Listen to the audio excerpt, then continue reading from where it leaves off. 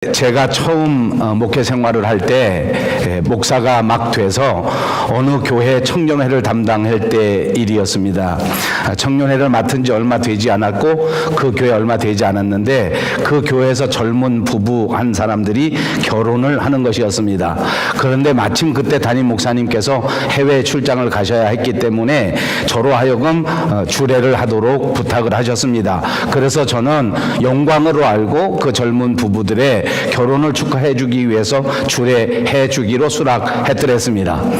그래서 이제 결혼식이 얼마 남지 않았는데 갑자기 어떤 여자분이 제게 전화를 한 것입니다. 목사님, 절대 그 사람들 주례해 주면 안 됩니다.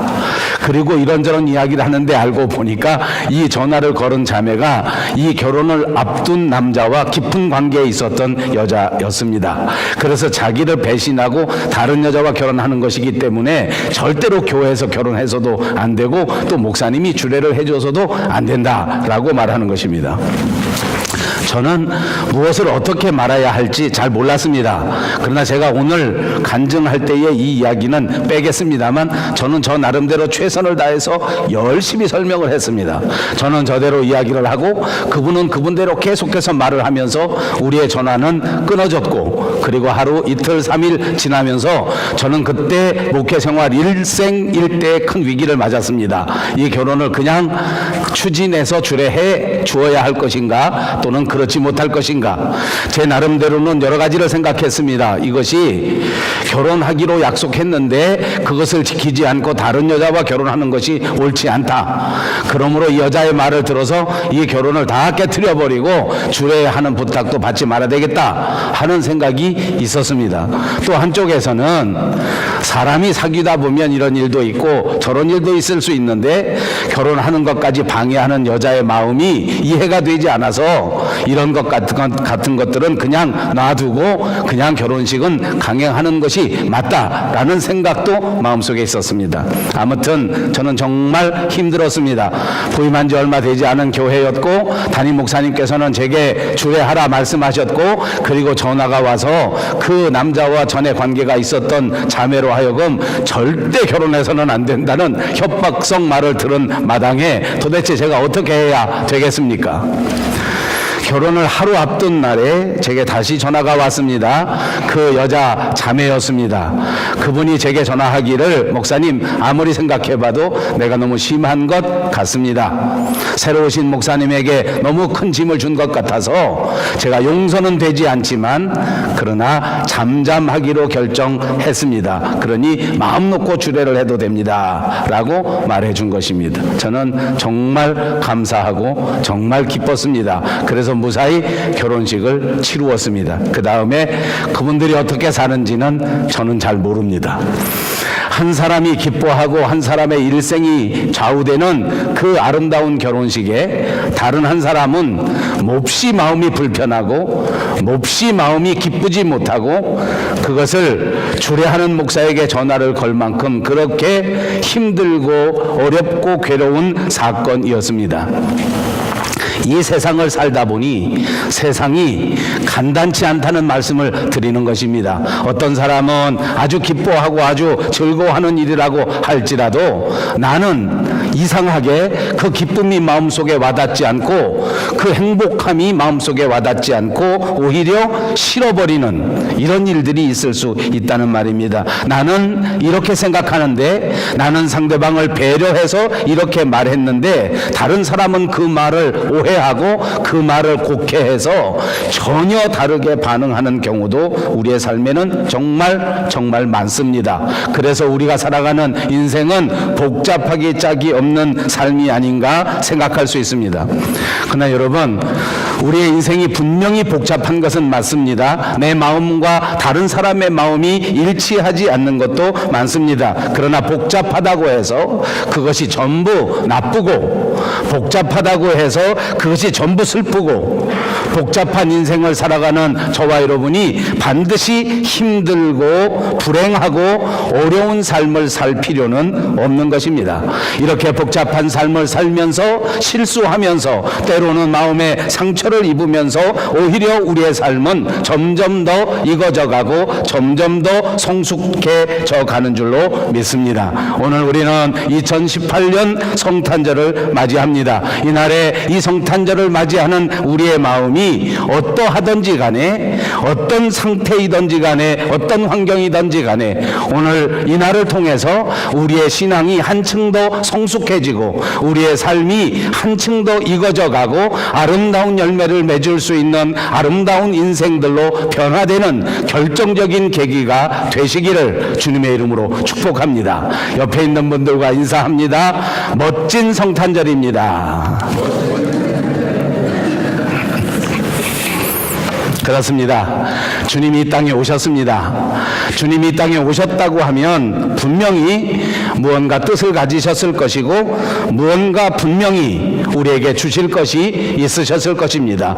주님이 이 땅에 오셨다면 그것은 오늘 이 성탄절을 맞이하는 저와 여러분에게 넘쳐나는 은혜요 큰 선물이 될 줄로 믿습니다.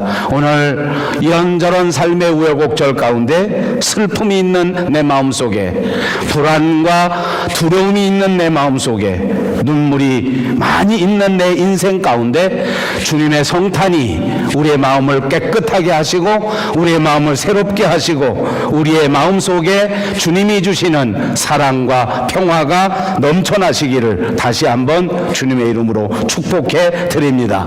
오늘 이 날에 우리의 마음이 다시 한번 따뜻해지시기를 바랍니다. 이제 우리의 가정이 더 따뜻한 삶의 온기로 변화되고 우리 교회가 더 따뜻한 사랑으로 무장할 수 있는, 그래서 더 아름다운 삶의 향기를 마음껏 발휘할 수 있는 삶이 될 수 있도록 우리는 스스로 기도하고 스스로 하나님 앞에 원해야 될 줄로 믿습니다. 안타깝게도 우리가 지키는 성탄절은 많은 사람들의 상업주의에 의해서 그 본래의 의미와 본래의 뜻을 잃어버리는 위기 속에 처해져 있습니다. 어느 통계를 보니까 1년 중에 가장 사고가 많은 때가 이 성탄절 절기라고 합니다. 강도, 절도, 범죄가 가장 많이 일어나는 때도 바로 크리스마스 때라고 합니다. 정말 어처구니 없는 것은 이 성탄절에 세상에서 가장 많은 사생아가 탄생되는 절기라고도 합니다. 이쯤 되면 성탄절이 어떤 사람에게는 기쁨의 절기이지만 그 어떤 사람에게는 정말 말세를 보여주는 그런 절기가 아닌가 생각할 수도 있습니다. 어떤 사람들은 이 크리스마스를 가리켜 엑스마스라고 부르기도 합니다. 물론 엑스라는 말 자체는 본래 헬라 말에 크리스토스를 나타내는 말이었습니다만은, 그러나 세상 사람들은 그 의미가 아니라 엑스라는 기호, 미지수라는 기호를 사용하면서 이 크리스마스가 뭔지 모르는 절기이다, 이 엑스마스는 무언지 모르는 절기라고 말하고 오로지 자기 자신의 욕망을 위해서 오로지 세상적인 욕망을 채우기 위한 그런 변질된 엑스마스, 변질된 그런 절기로 지키고 있는 것이 현실입니다. 또 요즘은 인권을 존중하고 다른 종교를 존중해야 되기 때문에 메리 크리스마스, 해피 크리스마스 이렇게 말하면 안 되고 해피 홀리데이스, Seasons Greetings 이렇게 말해야 된다라는 사람도 있습니다. 사랑하는 여러분, 우리는 정확하게 예수님께서 이 땅에 오신 날 성탄절, 메리 크리스마스라고 말할 수 있는 저와 여러분이 되시기를 바랍니다. 다시 한번 인사합니다. 메리 크리스마스. 예수님이 이 땅에 오셨을 때 우리가 그분의 탄생을 가장 축하하는 것이 있습니다. 어떻게 하는 것이 가장 축하하는 일일까? 뭐니 해도 이 성탄절을 가장 바르게 축하하는 것은 하나님 앞에 예배를 드리는 것입니다. 그래서 오늘 우리는 하나님께 예배를 드리는 것입니다. 성경에 보니까 이 성탄절에 예수님 앞에 제일 먼저 찾아와서 예배를 드린 사람들이 등장합니다. 예수님이 탄생하신 그 당일에는 들에서 양을 치던 목자들이 예수님께 찾아와 경배하고 예배를 드렸습니다. 그런데 오늘 마태복음 2장에는 이것보다 훨씬 더 정식으로 모든 형식을 갖추어서 예배를 드린 일이 나타나는데, 그것이 본문에 등장한 동방박사들의 경배, 동방박사들의 예배일 것입니다. 이 사람들은 이스라엘의 동방에 살던 사람들입니다. 그래서 학자들의 연구 결과를 보니까 그들은 아마도 저 바벨로니아 혹은 페르시아 지역에 있었던 사람, 오늘날로 따지면 이란이나 또는 이라크쯤 되는 지역에서 별을 보고 별을 연구하던 점성가였다고 밝혀주고 있습니다. 그들은 별을 보고서 오늘 유대 땅에 그리스도가 탄생하셨다, 오늘 유대인의 왕이 이 땅에 오시게 되었다라는 것을 알게 되었습니다. 이렇게 놀라운 사실을 알게 된 동방 박사들은 그 길로 그 별을 보고 유대인의 왕이 태어나신 그 지역 예루살렘까지 찾아오게 된 것입니다.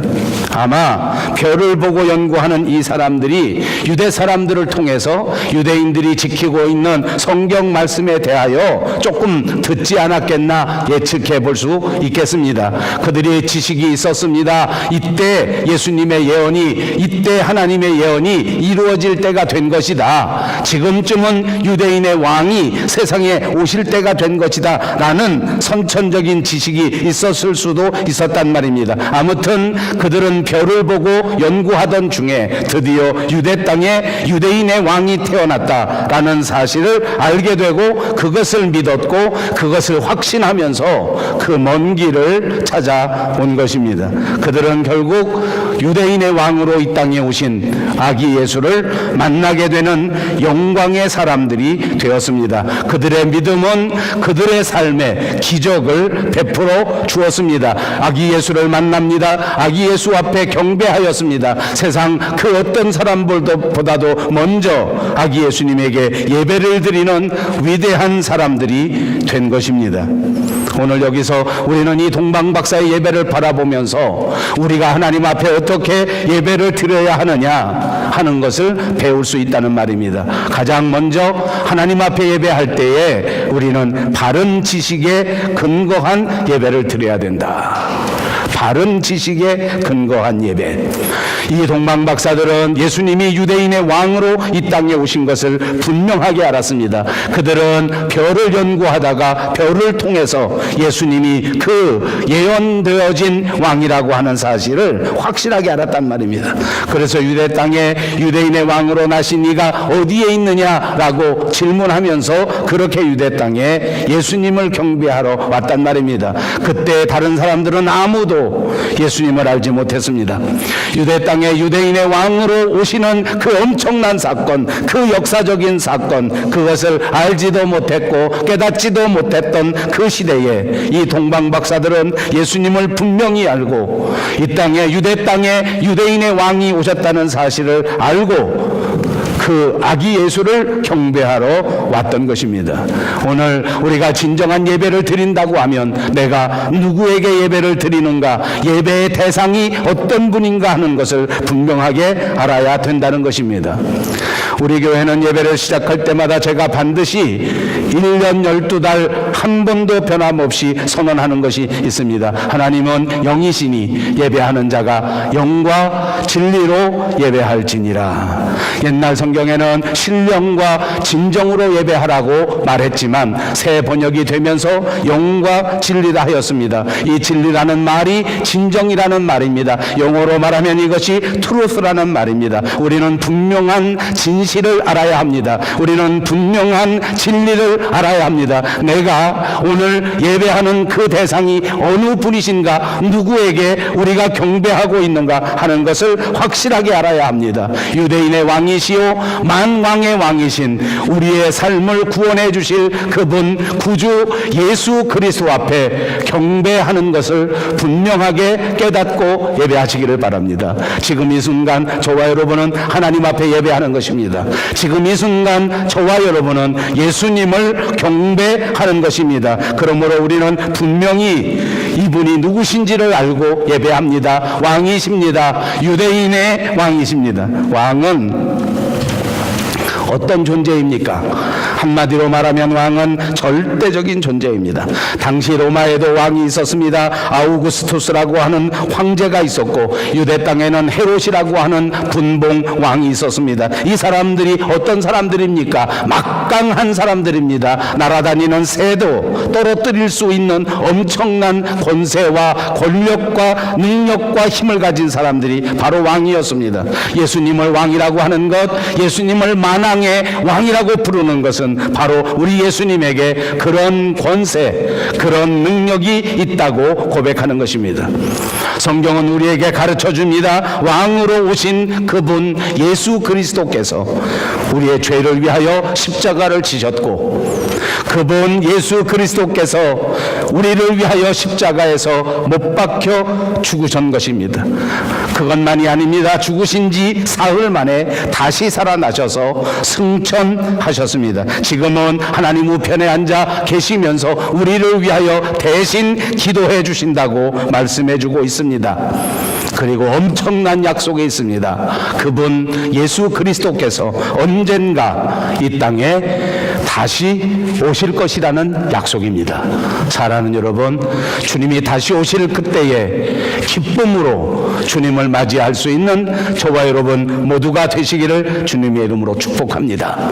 우리는 역사상 처음 베들레헴 땅에 오신 예수님을 만나지는 못했습니다. 그러나 우리들 가운데 많은 사람들이 다시 오실 예수 그리스도를 만나게 될 것입니다. 한 사람도 낙오되지 말고, 한 사람도 이탈하지 마시고, 모두가 주님 앞에 서서 주님을 만나고 주님 앞에 서서 주님 앞에 잘했다고 칭찬받을 수 있는 저와 여러분, 그리고 우리 교회가 꼭 되시기를 주님의 이름으로 축복합니다.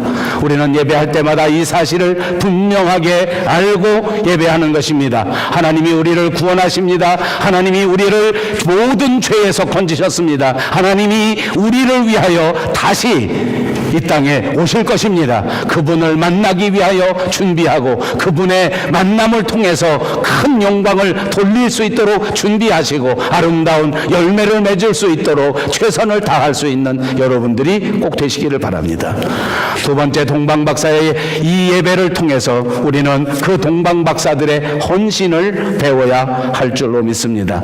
그들은 아기 예수를 만나기 위하여 엄청난 역사를 이루었습니다. 많은 수고를 들였습니다. 동방에서 왔다고 말하지 않습니까? 학자들이 연구해 보니까 도대체 얼마나 먼 길인가 보니까 어림잡아서 약 1600km 정도 되는 거리를 걸어서 또는 나귀를 타고 왔다고 그렇게 분석해 보았습니다. 제가 이 설교를 위해서 찾아보았습니다. 서울에서 부산까지 가는 거리를 직선으로 재어보니까 400km가 되지 않습니다. 360km 정도 되는데 1600km라고 하면 서울 부산의 약 5배 정도 되는 거리입니다. 그렇게 하면 우리가 감이 잘 안 잡힐 것 같아서 여기 밴쿠버에 이민 오신 분들은 여기 밴쿠버에서부터 출발해서 저 에드먼턴까지 가도 1600km가 안 됩니다. 에드먼턴을 다 지나서 매니토바 정도에 가면 그러면 약 1600km 정도가 된다고 말합니다. 이렇게 먼 거리를 오직 아기 예수 그리스도를 만나기 위해서, 오직 예배를 드리기 위해서 걸어간 것입니다. 걸어서 갔습니다. 아마 나귀가 있을 것입니다. 요즘 같은 발전된 교통수단을 통해서 간다 하더라도 아마 매니토바까지 가려고 하면 15시간, 14시간 정도 걸릴 것입니다. 사람이 건장한 군인들이 하루에 걸어갈 수 있는 거리가 어느 정도 되는가 학자에 따라서 다를 수 있습니다만 보통 50km 정도라고 보는 것이 맞습니다. 요즘같이 도로가 좋을 때입니다. 옛날 같으면 아마 하루에 30km 가기 어려웠을 겁니다. 40일, 50일, 60일 정도 계속해서 걸어가야 합니다. 아무 일도 벌어지지 않는 평안한 때에 가상에서 말한 것입니다. 만약 엊그제 있었던 비바람 같은 바람이 몰아치면 절대 40일 안에 못 갑니다. 걸어가는 동안 산길을 가다가 짐승을 만나게 되면 절대 40일에 못 갑니다. 한 달, 두 달, 석 달이 걸릴지도 모르는 일입니다. 도대체 지금 같은 GPS를 찾을 수 없는 때에 그들은 예배를 위하여 이 먼 거리를 걸어간 것입니다. 사랑하는 여러분, 오늘 우리가 하나님 앞에 예배할 때에 이 동방박사와 같은 마음의 자세가 우리에게 있었는가를 돌이켜 보아야 한다는 말씀입니다. 예배드리는 동안 우리가 과연 이렇게 이런 헌신을, 이런 희생을 드리면서 하나님 앞에 신앙생활을 해왔는가? 그들이 예수님을 만나러 가는 거리에는 이 먼 거리, 오래 걸리는 시간 말고도 우리가 예측할 수 없는 엄청난 위험이 도사리고 있었습니다. 위험한 일들이 기다립니다. 짐승도 있습니다. 자연재해도 있을 수 있었습니다. 이 모든 것들을 극복하면서 예수님 앞에 나아갔던 것입니다. 우리는 예배를 드리기 위하여 과연 우리 인생에서 벌어지는 우여곡절을 극복할 수 있는 자세가 되어 있는가를 점검하자는 것입니다. 살다가 조금 힘들면, 살다가 조금 외로워지면, 살다가 조금 경제적으로 무너지게 된다면 우리는 쉽게도 예배를 포기해버리지 않습니까? 몸이 조금 아파도 예배를 포기해버립니다. 인간관계가 조금 복잡해져도 예배를 포기해버립니다. 여러분, 이런 자세로는 동방박사가 드린 예배를 드릴 수 없습니다. 사랑하는 여러분, 이 성탄절에 다시 한번 우리의 마음을 새롭게 하셔서 이런 뜨거운 헌신으로 하나님 앞에 예배할 수 있는 결단이 이루어지시기를 바랍니다. 그렇습니다. 하나님 앞에 바르게 예배를 드리기 위하여 우리는 우리가 가지고 있는 시간을 하나님 앞에 드려야 합니다. 아무리 피곤해도 힘을 내셔야 합니다. 아무리 어려워도 하나님 앞에 힘을 내시기를 주님의 이름으로 축복합니다. 때로는 신앙생활할 때에 위험을 감수해야 될 때가 있습니다. 그래야 진정한 경배가 이루어지기 때문입니다. 때로는 정말 극복하기 어려운 장벽이 있다고 할지라도 용기를 내고 벌떡 일어나 뚜벅뚜벅 걸어가야 합니다. 그래야 진정한 예배가 되기 때문입니다. 사랑하는 여러분, 이 2018년 성탄절에 저와 여러분이 큰 은혜를 입고 우리의 예배의 자세가 이 동방박사들의 자세처럼 완전하게 변화될 수 있는 은혜가 있으시기를 주님의 이름으로 축복합니다. 세 번째로, 이 동방박사 예배를 통하여 우리는 그들의 예물을 드리는 마음도 배워야 하겠습니다. 오늘 우리가 같이 봉독한 말씀에 보니까 그들이 자기의 보배합을 열어 황금과 유향과 몰약을 예물로 드리면서 예배했다고 기록해 주고 있습니다. 황금과 유향과 몰약은 어떤 존재입니까? 값비싸고 귀한 존재입니다. 한마디로 귀중품입니다. 또 한 가지 의미가 있습니다. 그것은 이 모든 황금과 유향과 몰약이야말로 우리 아기 예수님에게 잘 어울리는 합당한 예물입니다. 사랑하는 여러분, 우리 하나님이 여러분에게 기대하시는 헌신은 어떤 것인지 아십니까? 소중한 것, 귀한 것입니다. 그것만이 아닙니다. 하나님 앞에 합당한 예물을 바라고 있습니다. 여러분이 가지고 오는 단순한 물질을 기다리시는 것이 아니란 말입니다. 여러분이 어떻게 그 물질을 취득하고 여러분이 어떻게 세상에 명예를 쌓아오는지, 하나님 앞에 합당한 예물을 바치고 있는지를 점검해 보라는 말씀입니다. 사랑하는 여러분, 하나님 앞에 나올 때 꼭 정성껏 예물을 준비하시기 바랍니다. 반드시 잊지 마시고 합당한 예물을 주님 앞에 드릴 수 있는 저와 여러분들이 되시기 바랍니다. 마지막 한 가지 더 배울 것이 있습니다. 그것은 동방박사들의 순종입니다. 오늘 12절 말씀을 보십시오. 꿈에 헤로데게로 돌아가라, 돌아가지 말라, 지시하심을 받아 다른 길로 돌아가니라 라고 기록하고 있습니다. 처음에는 유대인의 왕이니까 당연히 유대 나라의 왕궁에서 이 아기 예수가 태어날 줄로 알았습니다. 그래서 동방박사들은 그 왕궁으로 찾아갔습니다. 그랬더니 그 왕궁에는 헤롯 대왕이 거처하고 있었습니다. 그런데 나중에 알고 보니까 예수님이 이 왕궁에서 태어난 것이 아니라 저 유대 땅 베들레헴에서 나실 것이라고 하는 성경에 기록이 있다는 사실을 알게 되었습니다. 그래서 아기 예수를 찾아 베들레헴으로 가게 되는데, 그때 헤롯 대왕이 그들에게 말하기를 너희가 가서 찾으면 나에게 알려달라, 나도 가서 예배하겠다라고 말한 것입니다. 사실은 거짓말입니다. 헤롯 대왕은 시기 질투해서 만약 아기 예수가 나왔으면 잡아 죽이려고 이 동방박사들에게 거짓말을 한 것입니다. 자, 아무튼 이 동방박사들은 예루살렘에 가서 예수님을 만납니다. 예배하였습니다. 그런데 돌아가려고 할 때에 하나님이 꿈에 나타나시면서 꿈속에서 이 동방박사들에게 지시하시기를 헤롯에게로 돌아가지 말라라고 말씀해 주신 것입니다. 저는 이 대목이 언제나 성탄절을 맞을 때마다, 신앙생활 할 때마다 큰 은혜가 되는 것을 마음속에 새겨봅니다. 동방박사들은 왜 이 길로 돌아가지 말라고 하는지 영문을 몰랐습니다.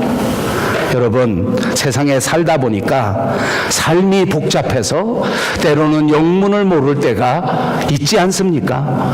때로는 살다가 어떻게 해야 좋을지 알지 못할 때가 있지 않습니까?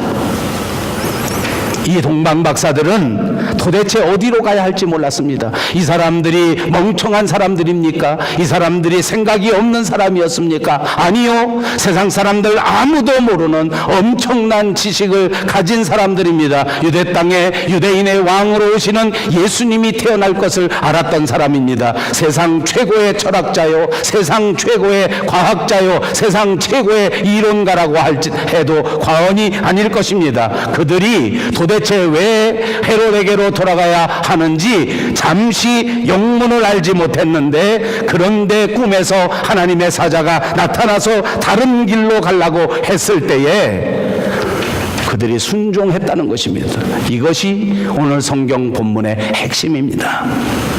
여러분, 아기 예수께 경배하고 난 다음 동방박사에게는 하나님의 은혜가 임하셨는데, 그 은혜를 한마디로 압축하면 다른 길로 가라는 것입니다.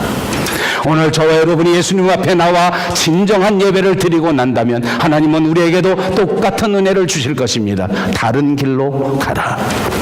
2018년까지 살아왔던 너희의 인생에서 깨끗이 돌아서서, 완전히 돌아서서 내가 지시할 다른 땅으로 가라. 아멘. 이것이 우리에게 주시는 결정적인 은혜입니다. 동방박사들은 이 말을 듣고 분석하고 의심하고 헤지테이트를 하지 않았습니다. 그냥 그 말씀 그대로 순종하면서 하나님의 인도하심을 따라 다른 길로 간 것입니다.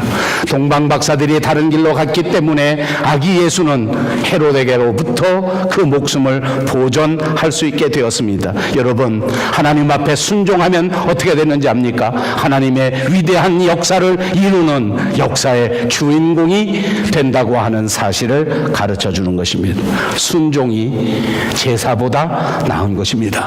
순종할 때 하나님은 순종하는 사람을 들어 사용하시되 인류의 위대한 역사 가운데 사용해 주시는 것입니다. 우리는 날마다 하나님 앞에 예배합니다. 1년에도 몇십 번씩 몇백 번씩 예배를 드립니다. 그러나 이 모든 예배에서 하나님의 말씀에 순종하겠다고 하는 노력은 부족하지 않습니까? 주님이 우리에게 가르쳐 주시는 변화된 모습으로 순종하지 못하고 여전히 내 생각대로, 내 계획대로 여전히 세상의 소리에 반응하면서 살아가는 모습이 아닌가, 그 말입니다. 동방박사들이 아기 예수께 경배하고 난 다음 그들의 발걸음이 완전히 달라졌던 것처럼 사랑하는 여러분, 우리의 삶이 달라지기를 축원합니다. 우리의 생각이 완전히 변화되기를 주님의 이름으로 축복합니다. 내 행동도 완전히 변화되는 역사가 반드시 있으시기를 축복합니다. 오늘 2018년 이 성탄절 예배를 통하여 이 예배가 계기가 돼서 이제 앞으로는 세상을 향해 가는 자들이 아니라 주의 말씀에 순종하여 가는 자들로 달라지시는 저와 여러분 우리 교회가 꼭 되시기를 주님의 이름으로 축복합니다.